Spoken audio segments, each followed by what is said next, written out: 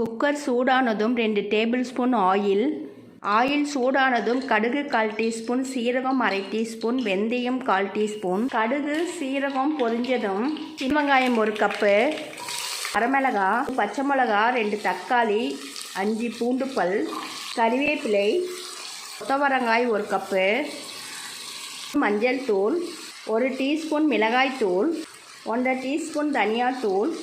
மசாலாலாம் பச்சை வாசனை போகிற வரைக்கும் வதக்கிடலாம். கழுவி ஊற வச்சிருக்கிற துவரம்பருப்பு 1/2 கப்பு, 2 கப்பு தண்ணி, 1/4 கப்பு புளி கரைசல், தேவையான அளவு உப்பு கலந்து விட்டாச்சு.